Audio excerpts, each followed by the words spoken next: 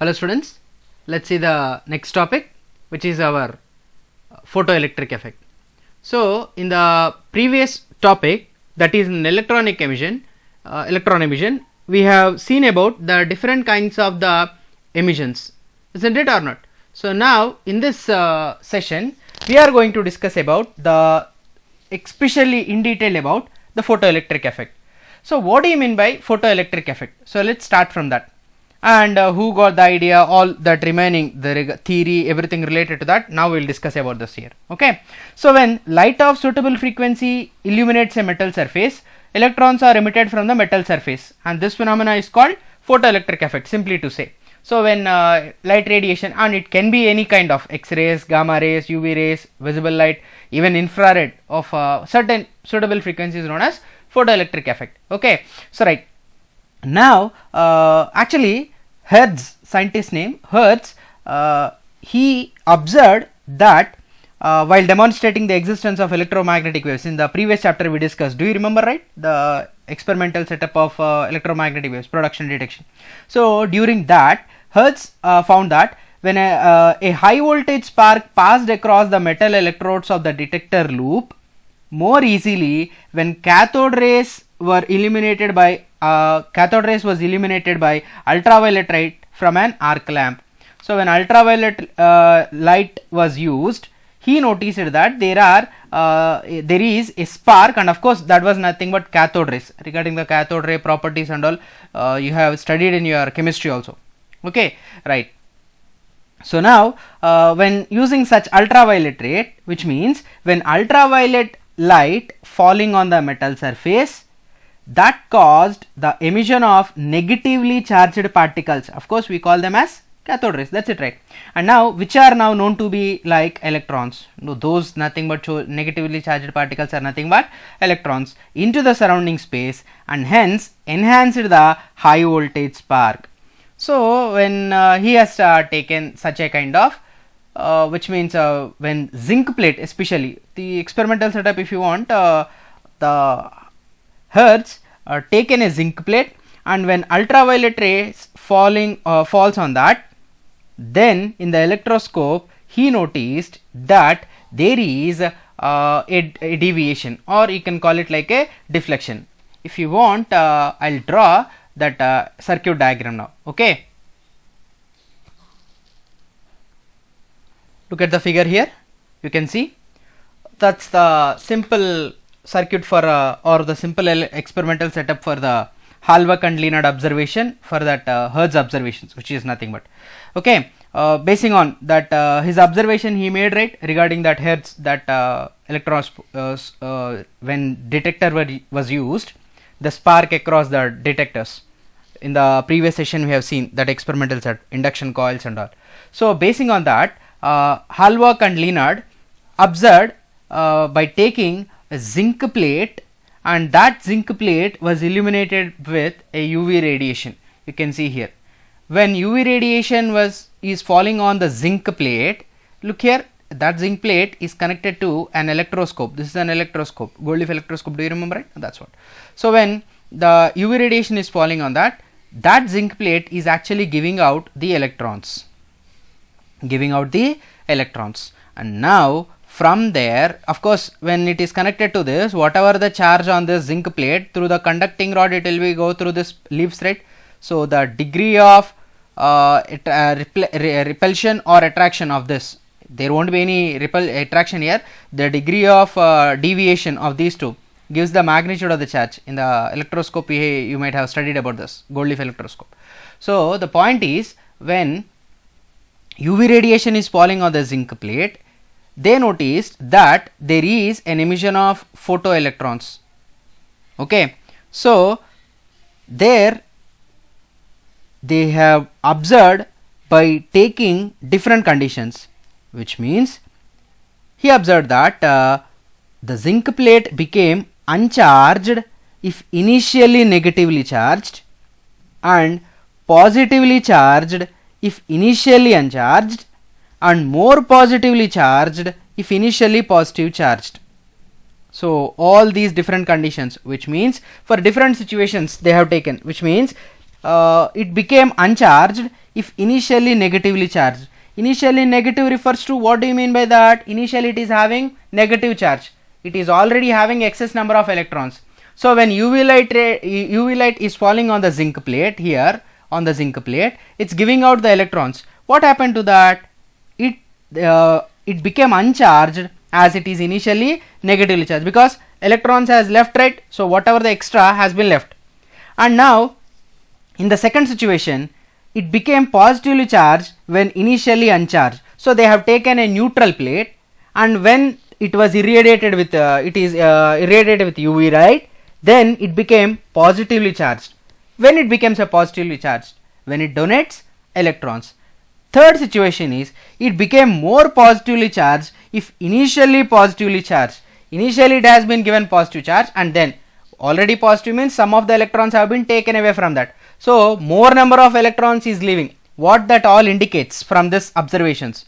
So the zinc plate is actually donating the electrons when UV light is falling on that. This was the basic idea. This was the basic idea of this entire experiment. Later, of course, Millikan has changed this entire setup, and he did in some other next level of the kind experiment, and there he proved. So in short, if you want to say, the basing on all this Hallwalk, Lenard has observed, right, in the electromagnetic radiation. Later on, Hallwalk and Lenard done this experiment, whatever now until now we have discussed. So basing on all this, we can make or we can cut short that entire definition for photoelectric effect to be like the phenomena of emission of electrons from a metal surface when electromagnetic radiation of sufficiently high frequency are incident on it. It's called photoelectric effect, and the photo or that light generated or the electrons are called photoelectrons, and the current is called photocurrent, and the entire effect is called photoelectric effect. Different substances emit photoelectrons when they are exposed to different kind of frequencies. So why the frequency condition, what do you mean by all this? Later in the development of the topic you will understand. So the thing is, different metals will accept different radiation in order to show the photoelectric effect, but every metal will possess some of the basic kind of the frequency, which we call it as threshold frequency. Okay, so in the development of the topic you will understand all this. Okay, so for an example, if you consider the alkali metals like lithium, sodium, potassium, cesium, rubidium, they are all highly photosensitive. They are all highly photosensitive. Even they can show the photoelectric effect under the visible light, which you can notice here. Have you seen this here? In the visible, when visible light is falling on that, still even then in that situation also they are giving photoelectrons. Okay, right. While they emit electrons even in the visible light, that's which you can notice and observe here. But like metals like zinc, cadmium or magnesium, aluminum, they respond only to ultraviolet rate, which simply you can call it as all these are metals, right? So metals will exhibit this under the UV light only for the ultraviolet radiation alone. X-rays also can be used for this particular purpose, and they can eject electrons from even from heavy metals like platinum. We have, right, very strong metals. Even from such kind of metals we can extract the electrons if we replace that instead of UV or visible, if we replace them with what we call that X-rays, then it will be much useful, so that it can be we can notice that the photoelectric effect. Are we clear with this? Now let's go to the experimental setup of photoelectric effect. I told you, right, that basing on the entire theories, and later on Millikan, you might have very familiar with that oil drop experiment. Okay, so Millikan developed this basic setup of photoelectric effect, which is nothing but the experimental study of. So you can see the structure schematic figures, which is nothing but when UV light is falling on the cathode, the electrons are being ejected from that, and that is reaching the anode. Okay, right, which are nothing but those purple colors are nothing but the photoelectrons. Okay, now let's discuss in detail about this experimental setup. Okay, you can notice a potential divider here, RH, a high tension battery, voltmeter, microammeter. Can you notice there that all that? Okay, right. This is the ultraviolet radiation. Okay. So it consists of an evacuated glass or a quartz tube which encloses a photosensitive plate C and another metal plate A. You can notice there in the figure. A quartz window W is sealed on the glass tube which permits the ultraviolet light to irradiate the plate C. The electrons are emitted by the cathode C and collected by the plate A, and of course that plate A is called anode, or simply for better understanding you can call it as collector. Don't confuse again here C. So anode or the collector. This is positively charged, right? So notice the connection. So this is connected to the positive terminal. So that's what. Okay. The two electrodes are connected to a high tension battery, a potential divider arrangement, and a microammeter also connected there. Okay. The electrode C is connected to the midpoint of the potential divider, while electrode A can be given a positive or negative potential as desired. Later we will change the polarity, so that's why I am telling you this. Okay. Voltmeter measures the potential difference between the electrodes, and when monochromatic radiation of suitable frequency falls on the plate C, electrons are emitted which are collected by the plate A. So a current called photoelectric current flows in the outer circuit, which is measured by the microammeter, which is here. But it's not that easy as like how we are actually speaking about. Strictly speaking, when the key is open, I'm speaking about in an open circuit, even in the open circuit, when the key is open and when monochromatic light is made incident on the cathode, then current is measured by the ammeter also, even then. That is, even though applied voltage is 0, current flows in the circuit. That's it, right? What do you mean by that? Plug key is open.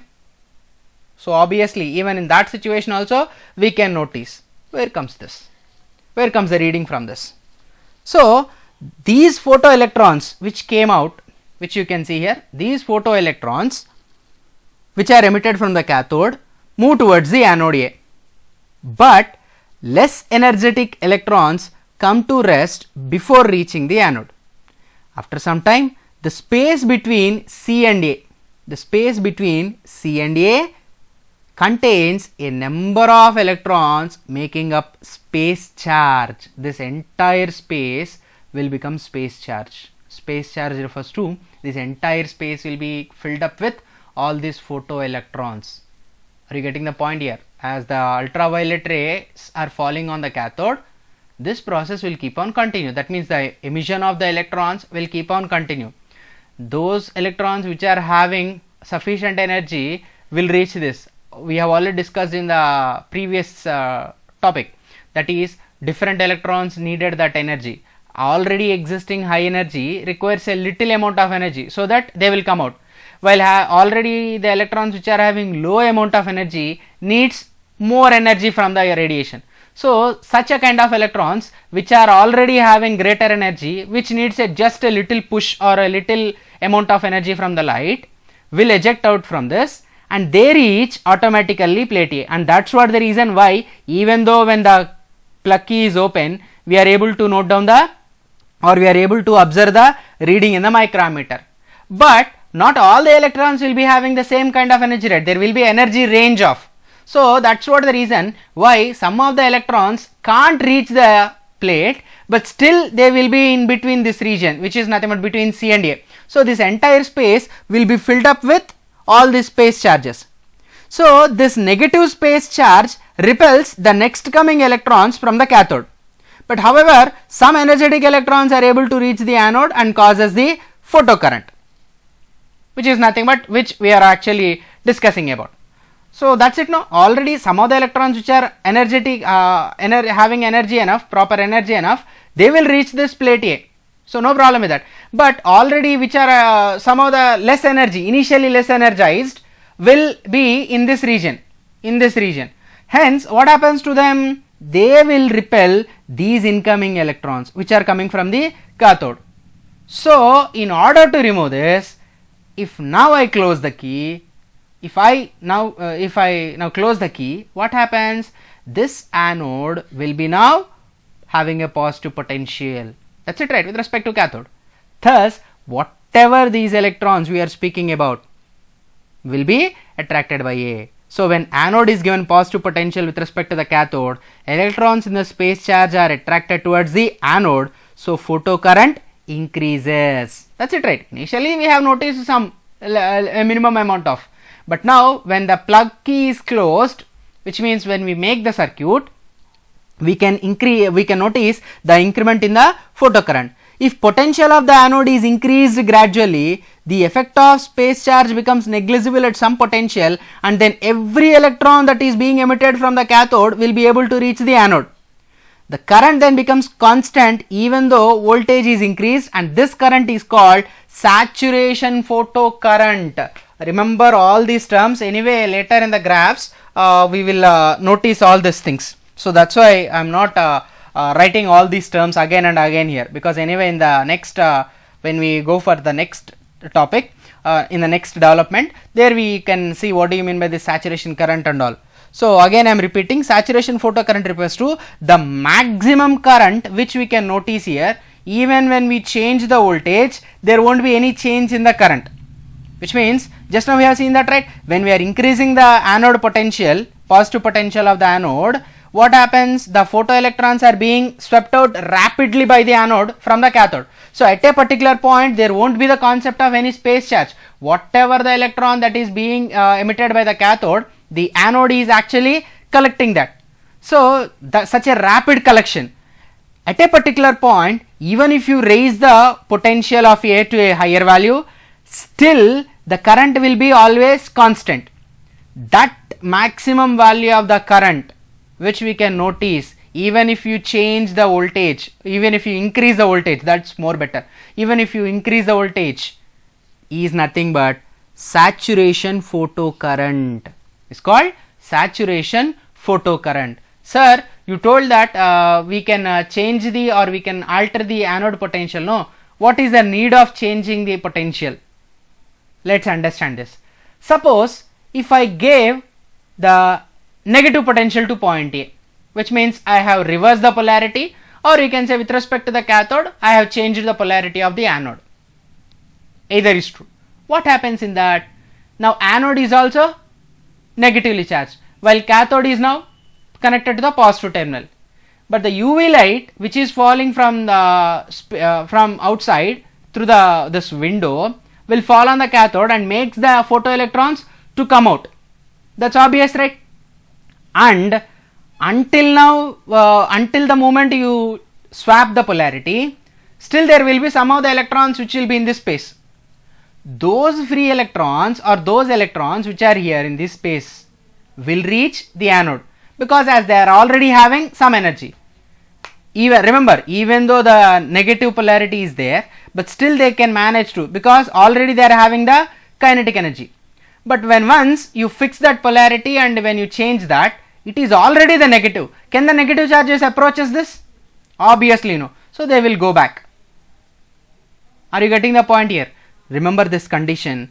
In the later when we plot a graph between the different quantities, we will discuss about that condition, which we call it as a stopping potential, which means the minimum negative potential given to the collector with respect to the emitter, for which photocurrent becomes zero, and that we call it as stopping potential. I'm telling right. Until when you, even if you swap the polarities, still some of the electrons will reach the anode because of their kinetic energy. That's it, right? And when they reach the anode or when they reach the collector, you can notice the reading in the microammeter. That's obviously sure. But still, when once the polarity was exchanged, as these negatively charged, even though they got, will be get repelled, and thus what happens to the current here will becomes zero. So that minimum negative potential given to the collector at that point, whatever the potential given to the collector with respect to the emitter, for which photocurrent becomes zero, we call it as stopping potential. Later we will give the expressions also. So I am just giving you the entire gist of the experiment and later the development of this. So are we clear with this now? How the entire setup was and what was the entire theory related with this and all. Now let's look about the various graphs which we will come across in this photoelectric effect. So out of that, the first one is whenever the intensity of incident light on photoelectric current, that was the first condition. So I am replacing, just in order to remove the confusion between current and intensity, I am going to represent the intensity with L. Make a note of this, intensity of light. So intensity of the light L, and I is nothing but the photocurrent. So hope you got the point. So there won't be any confusion at all. So if you notice there, for a fixed frequency, so for a particular value of the frequency, the photoelectric current increases linearly with increase in intensity of light.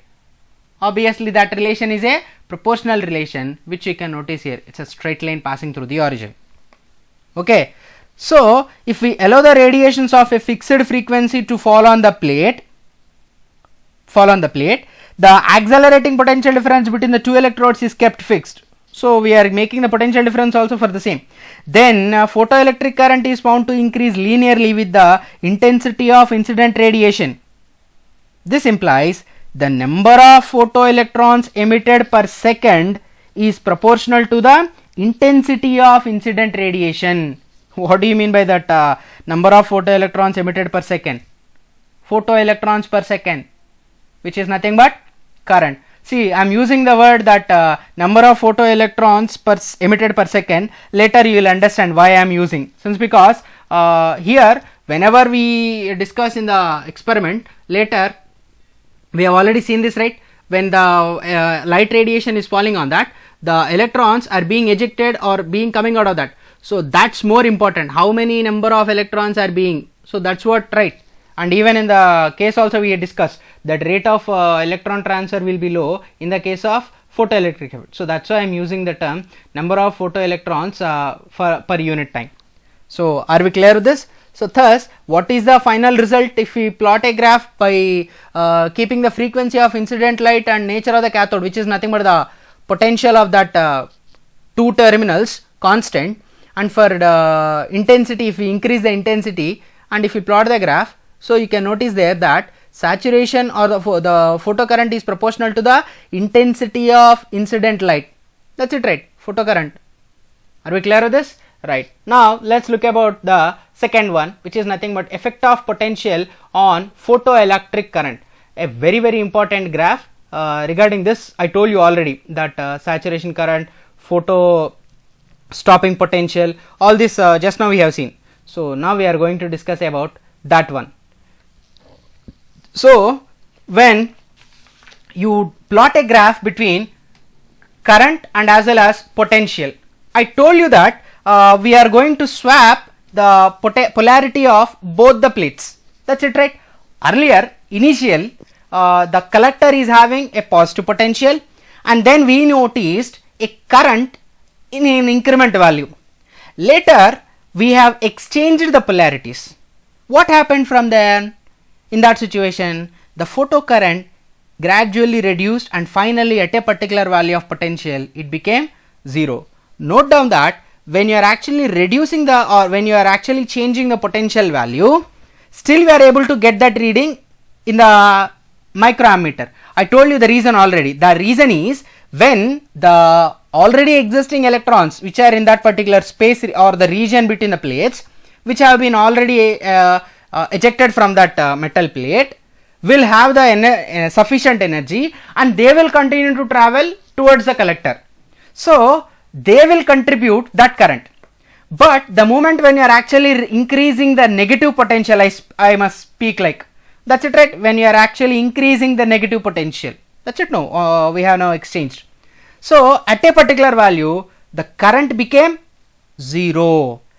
That potential where the photoelectric current became 0 is called stopping potential. What we call that? Stopping potential. And for different intensities of the light, you can notice there the saturation current value may be changing there, but still notice there the stopping potential value is always same.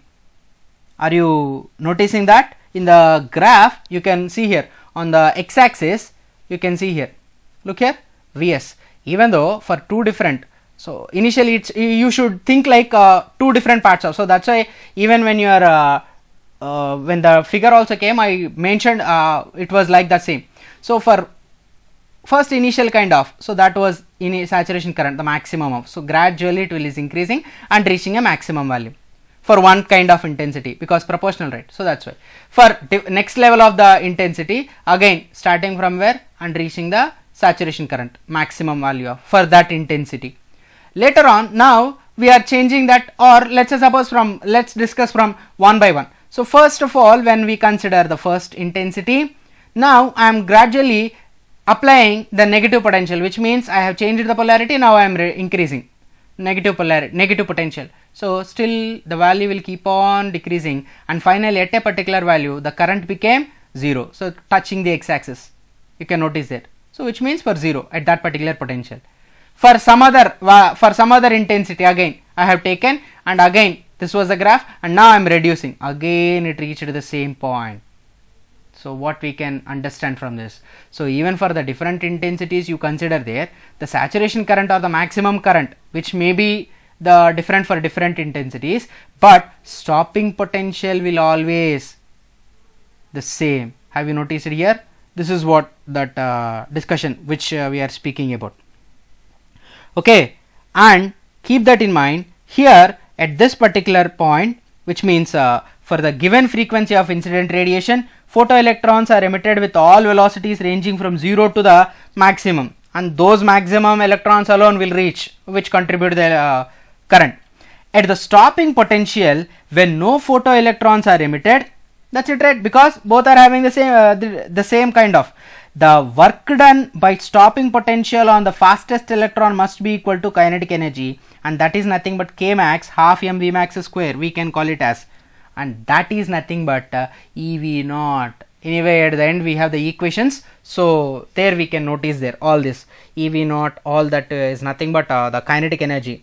Earlier in the electron volt we discussed about the work done, right? The same similar also here we can prove that, where there we have discussed about the work done by the field. Here it is nothing but as a charge is in motion, we should speak in terms of kinetic energy. That's it what we are going to do. So as that energy is nothing but the maximum level of the velocity, hence the velocity is maximum, which is nothing but half m v max square in terms of the kinetic. So keep in mind that for a given frequency of incident radiation, stopping potential is independent of its intensity, which you can notice from the graph. That's it, right? For a given frequency, until now until we change that. Okay, so for a given frequency of incident radiation, stopping potential is independent of its intensity. Are we clear with this? Thus what we can infer from this?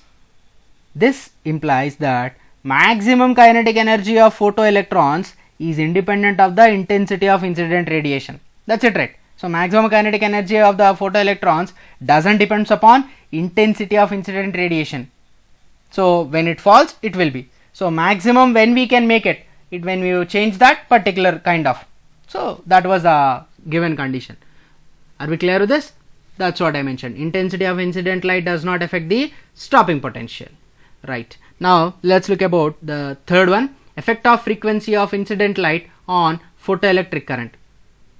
For a fixed intensity of incident light, the photoelectric current does not depend on the frequency of the incident light, because the photoelectric current simply depends on the number of photoelectrons emitted and in turn on the number of photons incident and not on the energy of the photons. Sir, what do you mean by all these photons and all? We are speaking about the radiation, right? So that's what. Later in the next topic you will understand what do you mean by this photon and all, which is nothing but the packet of energy of the radiation. Okay, that's what it is. So let's look about the next one, effect of frequency of incident light on stopping potential. One more important condition. Okay, let's look at the graph once so that you will understand. Did you notice the graph nature here? Did you notice? For a fixed intensity of incident light, the photoelectric current increases and is saturated with increase in positive potential applied to the anode. Notice there Vs1, Vs2, saturating potentials, which are stopping potentials, which are nothing but. So for different kinds of, I'm speaking about, notice there frequencies I have changed. Have you seen this? Frequencies have changed. Okay, so obviously stopping potentials also will change. So that's what the reason why we got two different values. So for first case, for a frequency nu1, look here, for one particular stopping potential, the value will keep on. Actually, you should speak from like this. This is what first part, and when you reverse the polarity, this is what second part. So stopping potential 1 for a different frequency. Later I have changed it, right? See, saturation current will be of the same. So even if you change the frequency, saturation current is constant. Effect of frequency of incident light on photoelectric current. Now do you understand? That's what I have mentioned. So that's what the reason why I have not explained much about here, because from the graph you can notice here, the moment when you change the frequency, it may change. But even if you are changing, look here, the current is not at all changing. Why? Because that saturation current is the property of that particular metal what we have taken. So for a fixed intensity of incident light, that's it, no? Because when you change the intensity, again the saturation current will change. First graph I am speaking about. So now keeping that mind, the photoelectric current does not depend on frequency of incident light. That's what it is. Okay, right. Now coming to the fourth one, effect of frequency of incident light on stopping potential. You can notice here. So when you change the frequency, stopping potential also changing. But saturation current is same for different frequencies of the incident light. When potential is decreased and taken below 0, photoelectric current decreases to 0, but at different stopping potentials for different frequencies. So higher the frequency, higher the stopping potential. You can notice there. Higher the frequency, higher the stopping potential. Have you seen this? That's it, right? If nu2 is greater than nu1, that's what the reason is. Okay, are you getting the point here? So if you want to speak about the results, of the final conclusions of this this graph, larger the frequency of incident radiation, larger is the stopping potential. So maximum kinetic energy of the emitted electrons depends on frequency of incident light and nature of the metal plate, and the saturation photocurrent is independent of frequency of incident radiation. Okay, so I am just making a gist of all this, which is already on that on the screen, which you can notice there. Okay, right. Now let's look about the next one, threshold frequency.